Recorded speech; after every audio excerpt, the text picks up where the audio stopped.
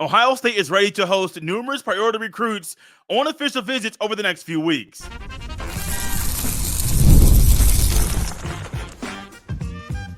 You are Locked On Buckeyes, your daily podcast on the Ohio State Buckeyes. Part of the Locked On Podcast Network, your team every day. Welcome in, Buckeye fans, to a feel-good Friday edition of Locked On Buckeyes here on Friday, May 31st in the year 2024. I'm your host, Jay Stevens, also the host of the Jay Stevens Podcast. And today's episode is brought to you by Gametime. Download the Gametime app, create an account, and use code LOCKEDONCollege for $20 off your first purchase. Terms apply. During today's episode, Locked On's recruiting analyst Brian Smith will be back with us once again. Brian and I dive into the importance of official visit season and dive into the recruitments of numerous priority recruits that are taking trips to Columbus this weekend. This is a big part of recruiting. It's very important to Ryan Day as they build out the upcoming recruiting class.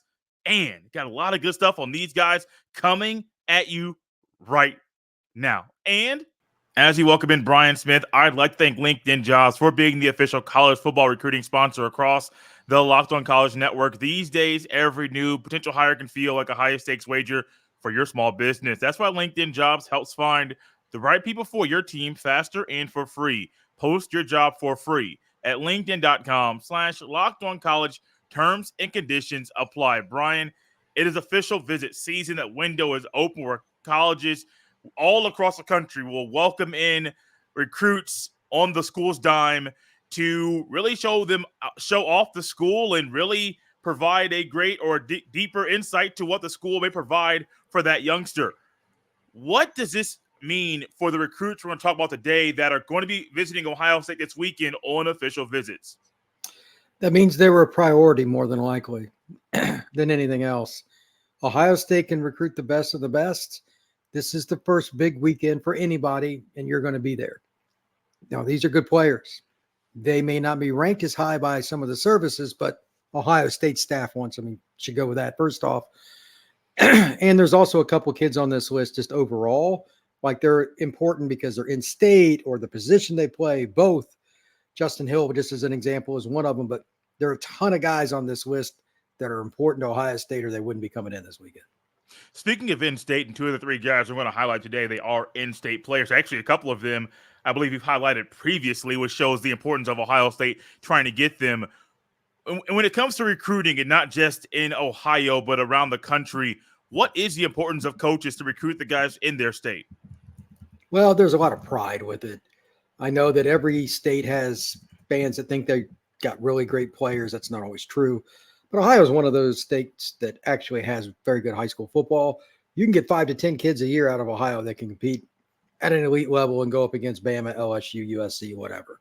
So you should recruit it if you're Ohio State. Other states aren't always the same, but used to be Ohio State took like 12, 14 kids in state back 20, 25 years ago. It's not quite as much now usually, but they do sometimes. And if you get those guys, especially early, it gives you a lot more time to go out and get those kids, a pass rusher from California or defensive tackle from Washington, D.C., whatever, to focus on them because those recruitments are usually a little harder when you go out for the out-of-state guys. It's interesting you talk about the difference between how things have gone lately as far as the number of players from Ohio, Ryan Day, and recently the coaches have gone after to recruit and end up committing to Ohio State, where previously it did seem like Ohio State had a deeper footprint, you may want to say, where they were getting a lot more guys from inside the state of Ohio. I don't know if they should go back to that way or stick with this, but I feel like every single year there should be a healthy balance of if a guy is that good inside Ohio, we got to find a way to get him. So I don't know if it should be 12 to 15 in-state guys or if it should be 5 or 6 in-state guys. I think it should be a healthy balance of, well, if this year there's more, go get them. If there's not more this year, let's drop that number down and go get guys around the country. Yeah, that's a debate that I know former Ohio State coach Tony Alford told me that a lot of the in-state coaches don't like the way Ohio State recruits because they don't take as many guys. Causes ruffles. I know Nick Saban, like there was some ruffles, like he didn't recruit the state of Alabama the way they liked in that state. Everybody wants their kid to go to the program they like, the coach, the high school coach. It's not how it works. They want to sign the best players, and I don't care if they're from another country. They don't want to hear that. So it's all political. I know that's the world we live in general, but it crosses into recruiting as well. So it's not going away. Ohio State thinks they need to recruit out of state, especially like Florida kids, et cetera, at certain spots, receiver, DB, to be successful. And that's what they're going to do, like it or not. Ohio State is in a position this weekend, and all three of the guys I'm going to talk about today are actually guys that will be taking official visits to Columbus on Ohio State's dime this weekend. Justin Hill, Bo Jackson, and Jaden McFadden are the three guys that will be highlighting today. Hill and Jackson are the in-state products. Let's start with Justin Hill first. I believe, Brian, you and I have touched on him previously on the show, and the more I look at him, his recruitment keeps getting hotter, and the big-name schools keep going after him. It is not going to change. But Ohio State, being the in-state school, is getting the first stab at him, and I think that's a big thing and a big deal for them. This is one of those where they're going to try to get him not to take other visits. In today's NIL world, I think their chances are futile in doing that because these kids want to take visits to get money when they go on trips, just straight up. But that's going to be Ohio State's goal. His other visits, off the top of my head, are Oregon, Alabama, and Southern Cal. And those are hard trips to pass up in general, let alone getting NIL money to go on the trips. So good luck. The other part is he's an in-state kid. You want to get him if he's a priority guy. This is an elite player. I don't think his film is very hard to grade. First step quickness, his ability to get around an offensive tackle with pure athleticism, things that you can't teach, just naturally gifted, just obvious on film. Like after like 2 or 3 clips, you're like, okay, I can see why Oregon's going all the way across the country trying to get this kid. You know what I mean? I think Ohio State needs more of this. This is one of the spots that they're going to lose a couple guys after this year. Really good defensive ends, the NFL. They're going to continue to get guys coming in. But if you want to compete for titles, you can't lose elite pass rushers from your own backyard. That I know. And Ohio State's going to get the first swing, brother. They got no excuse. Everybody thinks they're going to get him. Can they get him this summer? I don't know how that'll work. That's going to be interesting. I don't really think it matters if they get him this summer or if it happens in the fall or right on signing day, Brian. I really think if you just find a way to get him and he's a priority for you and you still are in that running and you're kind of still his number one, even if this thing drags out till signing day, there's nothing wrong with that. They just got to find a way to get him. The only thing that coaching staff will look at from that is they don't want him taking more trips because they're afraid they won't get him if that happens. But that's just recruiting. Coaches worry about everything. It's in their nature. It is in their nature. Brian, I want to hit on something you said right there about taking more visits, and it goes into his recruitment dragging out onto signing day. We'll dive into that next. This episode is brought to you by Gametime. Gametime makes getting NBA Finals tickets even faster and easier. Prices on the Gametime app actually go down the closer it gets to the tip-off. With killer last-minute deals, all-in prices, views from your seat, and their lowest price guarantee, Gametime takes the guesswork out of buying NBA Finals tickets. Gametime has numerous ways to make your ticket buying experience even easier. They have all-in prices, which is toggling this feature shows the total up front with no surprise fees at checkout. You can get views from your seat, get a panoramic view from your seat in the app before you buy. And also there's a lowest price guarantee, or Gametime will credit you 110% of the difference. Take the guesswork out of buying NBA Finals tickets with Gametime. Download the Gametime app, create an account, and use code LOCKEDONCollege for $20 off your first purchase. Terms apply. Again, create an account and redeem code LOCKEDONCOLLEGE for $20 off your purchase. Download Gametime today.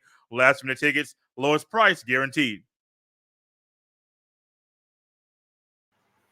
Brian, the fear of guys taking visits is one thing that I know a lot of coaches, and you talk about it here on the show today, but also other times that other schools don't want you to take other visits.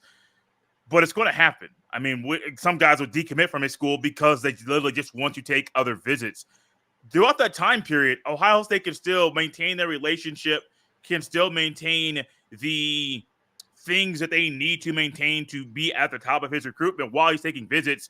But it's a scary thing if he's taking visits to Southern Cal and Alabama, and all of a sudden Coach Prime gets into this, and then all of a sudden Texas and Florida State, then you're dealing with more schools. I understand, and it will be maybe a nightmare for some coaches, for Ryan Day, where it's like, we had him, And then he took 4 of the visits, and they happen to be in season, and it makes him feel a little bit uncomfortable. But if he does take other visits, it could go south. It could go well. But it is one of those parts of recruiting that I don't like. I know for a fact coaches don't like. Yeah, especially your priority kid in state. They would catch a lot more negativity and blowback from fans if they lost this kid than some kid from Texas or California, and understandably so. Plus, he's a priority position, pass rusher. That never goes out of style. So out of everybody they're recruiting in June, through this weekend, through all the way through June, you could make an argument he's the most important guy. Priority position, your own backyard, elite player, and you're trying to beat your main competition, let's be honest, for national titles for this kid. I mean, it's got all the things that you're looking for in it was like a 5-star recruitment, and he's right on the edge of being a 5-star in my opinion. So Ohio State needs to get it done, and I'm sure they would like it done sooner than later. Speaking of that school, the rival being Michigan, that's one, if it doesn't get done and they swoop in and steal in from Ohio, you want to talk about just like a sad and poor look. Not saying it's going to happen. Like, I don't want to predict. I used to predict, like, yeah, this kid's going here. But then I'm kind of like, Brian, it's kind of hard to predict what a 17-year-old kid's going to do, especially when they change their opinion so quickly. I'm not going to be in that prediction game.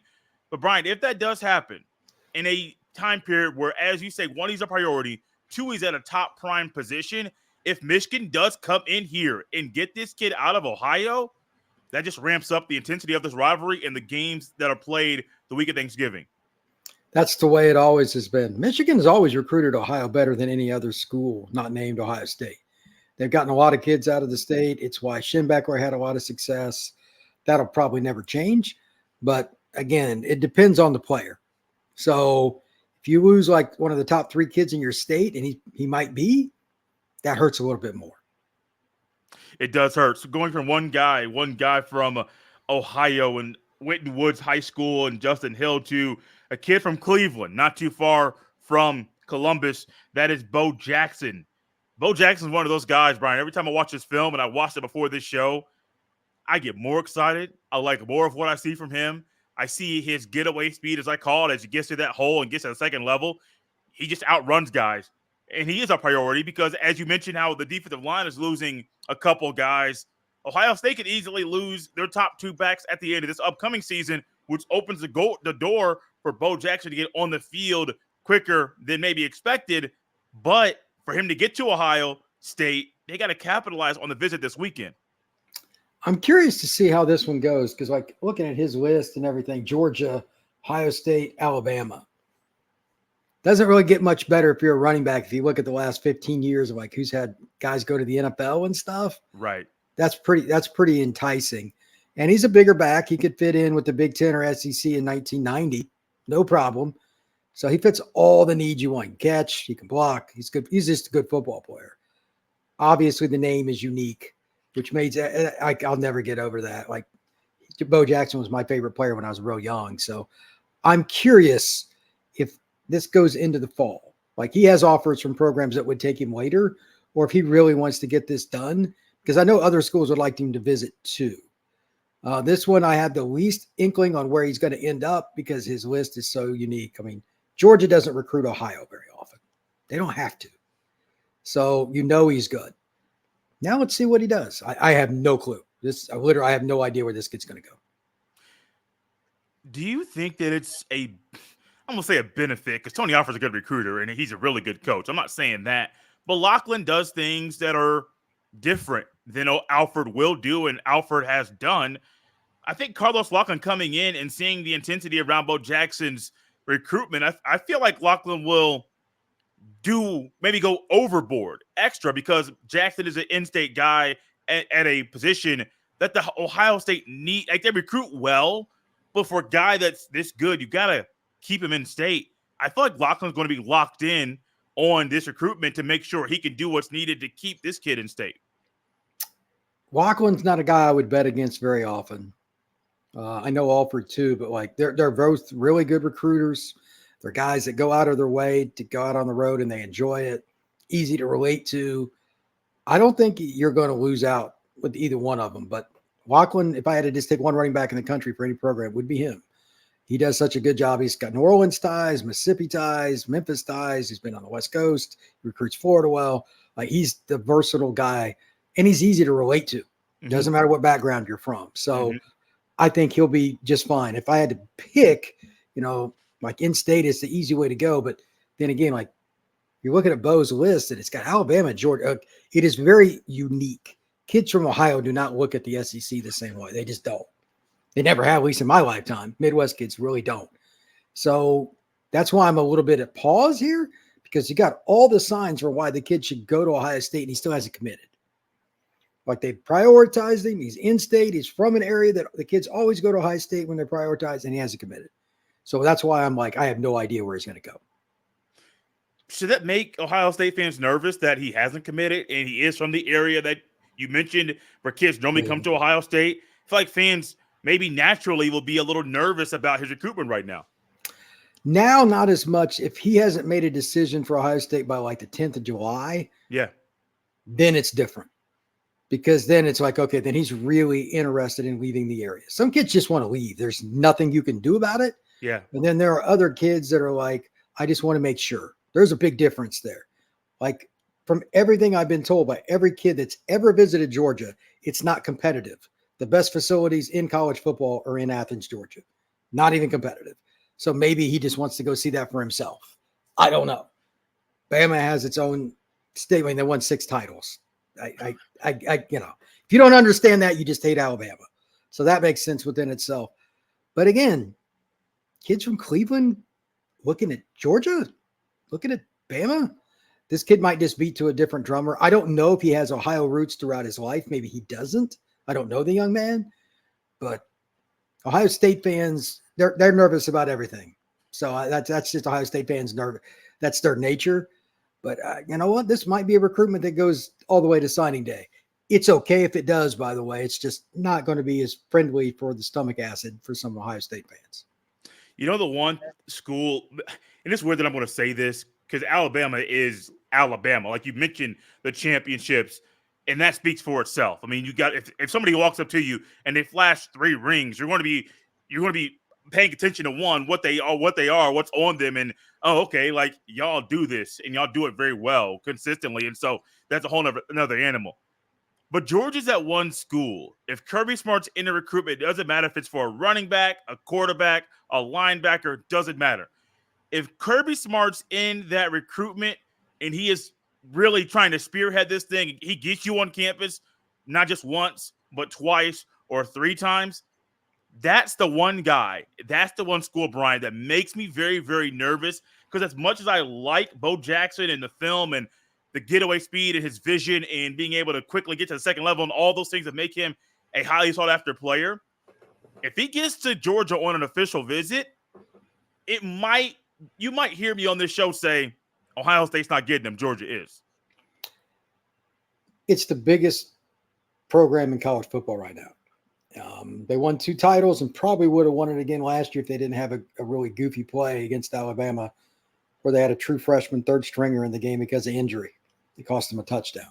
So I get it. And that's why I said it's just odd that 2 SEC schools are recruiting a kid from Cleveland and are having success, or he wouldn't be taking OVs. Mm-hmm. Now that makes me wonder, is he going to take more visits in the fall? Would it be Southern Cal? Would it be Texas? Again, I have no idea. But this kid is so good. Anytime he looks at his phone, there could be a head coach from any school in the country. Mm-hmm. He's a very good running man. Not like good. Like, this is a guy that can be your bell cow. Yeah. And be an every down back. There are only a handful of those that coming out of high school that don't need to add weight and this. He's over 200 pounds and has the long speed that 175 guys have. You know what I mean? Like a 175-pound guy running away from, okay, he's over 200 pounds doing it. That's the guy that, well, you think of Ohio State, Robert Smith, somebody like that. That's what he reminds me of. Mm-hmm. I'm not saying he's as fast as Robert. Robert was rocket fast. He could fly. Yeah. But still, it's just the point. What is the reason for that? Because I followed Ohio State my whole life in some capacity, and their recruiting's incredibly consistent. The Cleveland area, they might lose 1 kid a year to Michigan. Okay, it's right down the road. Georgia? You know what I mean? It's like those kids culturally just don't look at Georgia the same, but this kid's looking at 2 of those schools down there. So I don't know if there's any precedent that I could look at and come away with thinking, okay, well, he's definitely going to do this, that, or the other. It's as wide open as it gets. Brian, we talk about two in-state guys in Justin Hill and Bo Jackson, but there's another player on our list for today that's a priority position that Ohio State needs to add talent at.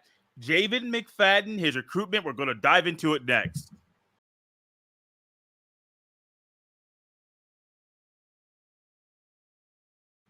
This is a guy, I believe, about 6'5", 300 pounds. Every time I see him play on the film, he's an interior offensive lineman playing guard. He's a good guy, a good player. Now, on the recruiting databases, you mentioned it earlier, he's not as high up as other guys. He's a 3-star on, I believe, 247, not a 4-star. So you may say, Jay, why a 3-star over a 4-star? I don't care about the stars. I care about the film. And the film tells me, Brian, this guy can play. Got feet, doesn't he? He gets out to that second level, drives his feet after contact, aggressive, doesn't care if he's playing in space or playing in a short area box. He's very physical. I'm a little bit surprised he doesn't have more offers, but he's not at a program that necessarily is going to help him with that. Maybe that's it. But like DC area, Baltimore area, they're recruited really hard. So I was a little surprised. The only thing I can figure is teams don't know what spot he's going to play. Is he going to be a guard or a tackle? I'm sure there's some variables with that. I think he could play either, but I just like the athleticism and the feet. Let it figure itself out later. That's how I would look at it. When I look at kids like this, I ask myself the same questions. Would Iowa like this kid? Would Georgia like this kind of kid? Would Notre Dame like this kid? You know, the other schools that put guys in the NFL at that spot, Wisconsin. I think he can play at any of those schools. So athletically in particular, I think it's interesting. And with Ohio State's, you know, they're a little more pass heavy than some of the other schools like Iowa. Can't pass to save their life. No. But their offensive line is usually really good. They develop guys. This is a kid that has the kind of feet that has succeeded in Iowa City. So why wouldn't you want to coach him? Like Fry and some of the guys at Ohio State, they've got track records anyway. But I think this kid could play in other systems too. And O-line's the hardest spot to look at a recruit and say he's going to do X, Y, and Z because so much of it is physical development.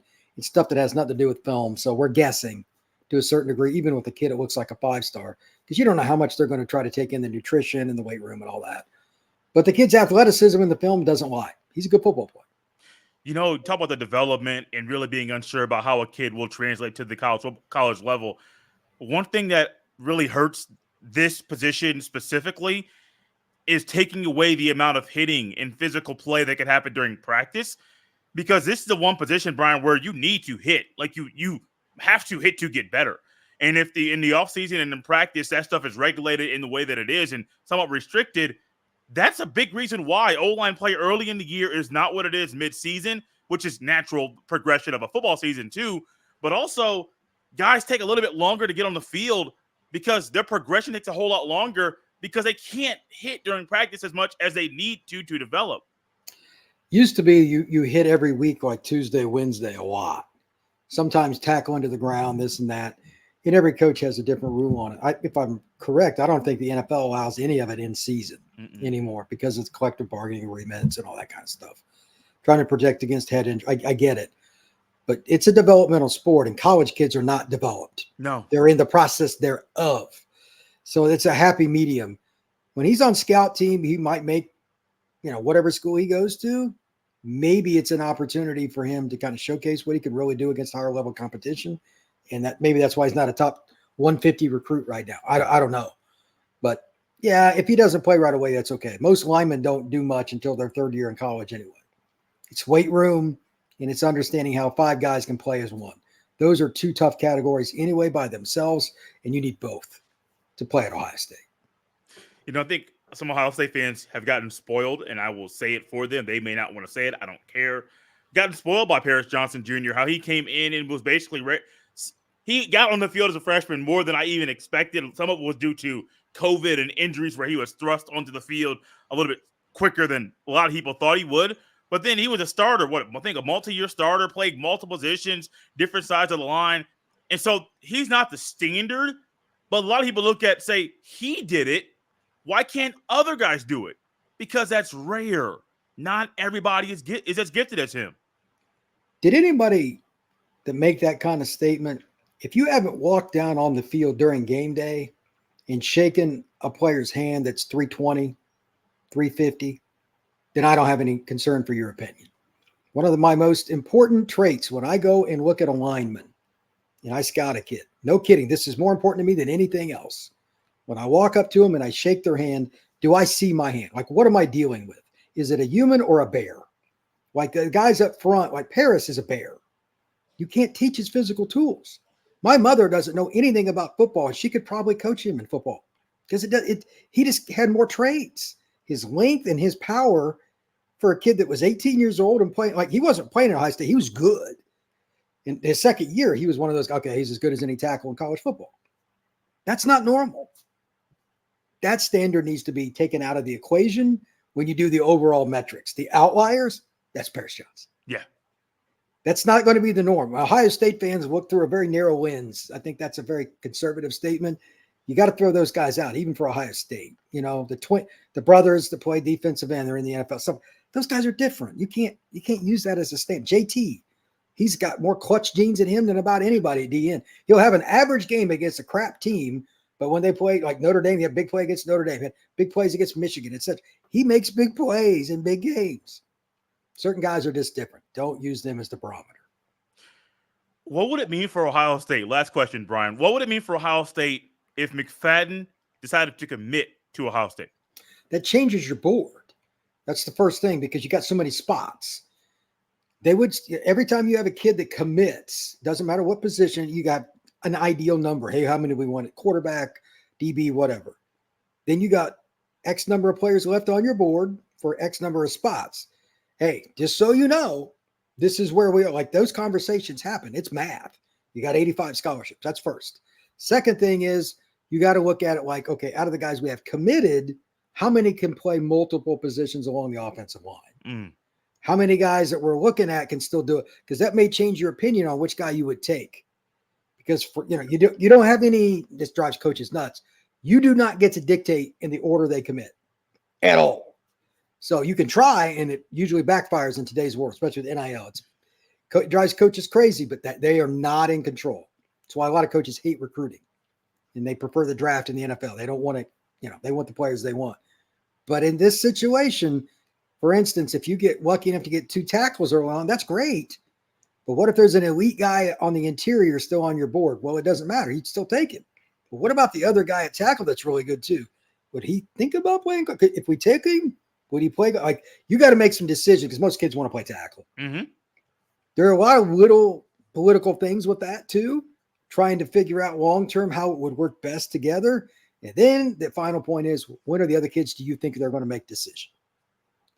That's really hard because, like, if a Paris Johnson wants to wait till signing day, you can be as angry as you want. There's nothing you can do about it. You have to recruit that kid, especially like in-state kids like him. So the order of it, what flexibility they have, all those things come into play, and the numbers shrink. It's more important you make the right decision because you could get yourself in a spot where you miss on the guy you really want, and the other kid that you thought was number 2 on that list had already decided. It's political. You got to make the right decisions. Really appreciate Brian coming on the show, and we'll do what we can as players commit over the next few days. And trust me, I anticipate the month of June, Ohio State to have, no joke, 5 or 6 commitments. Well, next 6 weeks, 6 to 8 weeks. I would. Yeah, about the first 7-8 days of July. Yeah, it'll be commitment central.